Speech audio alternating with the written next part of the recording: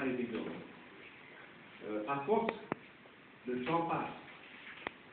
Et est-ce que nous sommes éventuellement dans une scénario de confrontation inévitable? Dans mon livre, je porte un intérêt particulier à m'adresser sur cette question en proposant une alternative que j'appelle la troisième voie, justement dans le but de trouver une solution pour éviter un scénario de confrontation. Et étant donné que je pense le processus diplomatique a, en règle générale, jusqu'à présent échoué, et que justement, je pense que la plupart de nous ne voulons certainement pas avoir affaire avec un scénario de confrontation militaire, il reste au fait qu'une seule solution, celle de empowerment, de pouvoir rendre le pouvoir au peuple, aux Iraniens, pour ce qu'ils puissent eux, et de l'intérieur apporter un changement. Pour moi, c'est la seule scénario ou formule gagnant-gagnant, dans un sens aussi bien de l'intérêt de mes compatriotes et de l'intérêt de la communauté internationale, surtout de l'Europe. Celle qui je trouve la plus légitime est certainement la moins coûteuse. Encore une fois, il est important de se rendre compte du facteur de temps. Nous ne parlons pas d'une période indéfinie.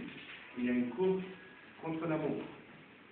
Est-ce que les Iraniens réussiront à obtenir un résultat et aboutir à une formule de démocratie en Iran, ou est-ce que ce régime arrivera à fabriquer sa bombe avant? C'est la réponse. C'est là où est l'enjeu. Une chose est certaine, le régime ne perd pas de temps. Ils font à toute allure. C'est ça ce qu'ils doivent faire. C'est donc à la communauté internationale de faire ce choix. L'heure du choix est arrivée pour la communauté internationale. Il est grand temps, après 30 ans, où le seul dialogue qui a existé avec l'Iran a été, en tout cas, uniquement réservé au régime et à ses représentants, n'est-il pas temps d'engager en dialogue et discussion la majorité des Iraniens, l'opposition démocratique, qui peut être et devrait être la formule de solution et de changement en Iran? C'est un des messages capitaux dans ce livre. Je pense, et je trouve que nous avons, dans un time frame, peut-être une année à deux, maintenant maximum, un temps raisonnable pour pouvoir le faire, à condition qu'on s'y mette tout de suite et qu'on n'assume pas plus de délai que cela. Donc, ceci est en guise d'introduction mon premier message à vous aujourd'hui, et donc je me tiendrai dès lors de répondre à vos questions et de vous entendre. Merci beaucoup. Merci. Nous allons prendre des questions, mais la priorité absolue est bien entendu aux journalistes. Aussi, je voudrais bien vouloir veiller à vous présenter, ainsi que nous rappeler le nom de votre média, et surtout d'éteindre vos portables, parce que vous avez entendu quelques sonneries désagréables. Monsieur, allez-y. Merci, M. Panavi, Jean-Noël Dueno, correspondant à Paris, la Minute de Genève, professeur à Lausanne. J'ai pas très bien compris au fond votre point de vue.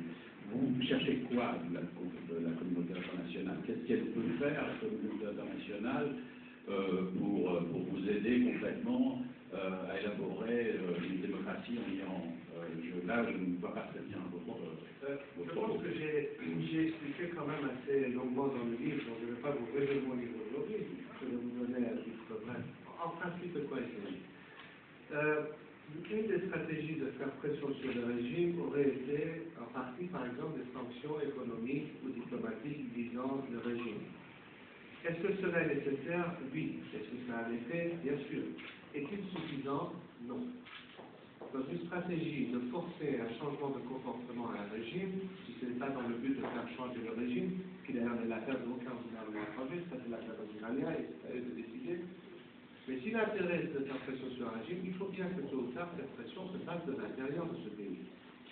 Donc ça ne peut pas être uniquement limité à des pressions extérieures. Quel est l'instrument de pression? C'est bien la population qui peut faire une résistance.